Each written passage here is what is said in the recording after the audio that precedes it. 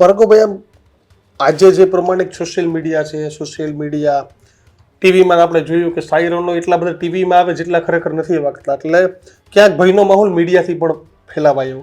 ત્યારે પણ આ જ પ્રમાણમાં ભયનો માહોલ હતો? ના, જરાય નહીં. મીડિયાનું જે સંયમ હતો એ આના કરતાં 50 ગણો વધારે હતો. આજે હું એટલું કહીશ કે હું ટીવી જોઉં છું ત્યારે મને ઘણી વખત એમ થાય છે કે આ આપણે કેટલું બધું વાયોલેશન કરી રહ્યા છીએ. મને હજી યાદ છે કે આ વાયોલેશન એટલે ટેલિવિઝન, ઇન્ડિયન ટેલિવિઝને આ શીખવાની જરૂર છે. મેં ટેલિવિઝનમાં 17 વર્ષ કામ કર્યું.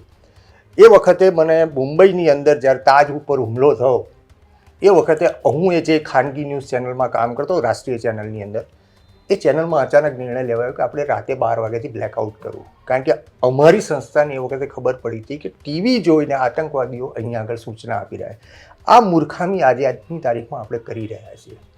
જૂના વિડીયોઝ મૂકીને લોકોમાં ભય ફેલાવવાનો પ્રયત્ન થઈ રહ્યો છે. સોશિયલ મીડિયા જેટલું સારું છે એની સામે એટલું જ એના નેગેટિવ પોઈન્ટ્સ પણ છે. તમે આજે પણ સ્ક્રોલ કરીને તમે જુઓ તો જાતભાતના વિડીયોઝ તમને જોવા મળશે. દરેક ફેસબુક ઉપર કમાન્ડર કે બ્રિગેડિયર હોય એ રીતે આવીને ઊભો રહી જાય.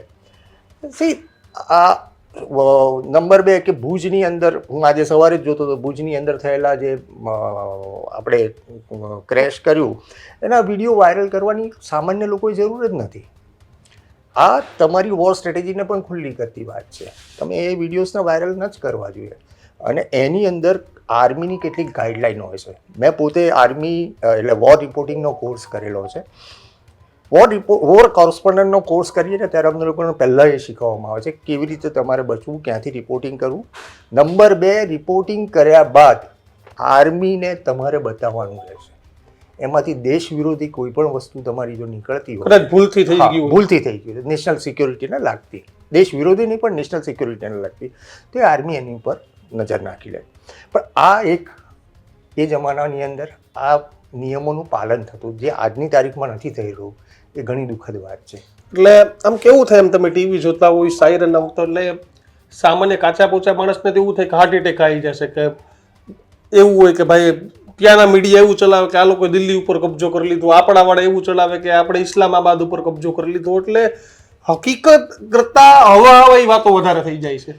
એના કારણે મોટી સમસ્યા શું થાય છે કે લોકોની અંદરની અપેક્ષાઓ બહુ જ વધી જાય છે. લોકો એવું માનવા માંડે છે કે આવતીકાલે સવારે યુદ્ધ થઈ, હજી યુદ્ધ જાહેર નથી થયું. આ પરિસ્થિતિને બહુ ધ્યાન રાખવાની જરૂર છે કે હજી યુદ્ધ જાહેર નથી થયું. મિત્રો, આવા જ વિડીયો અને શોર્ટ્સ જોવા માટે આજે જ અમારી ન્યૂઝ રૂમ યુટ્યુબ ચેનલને સબસ્ક્રાઇબ કરો.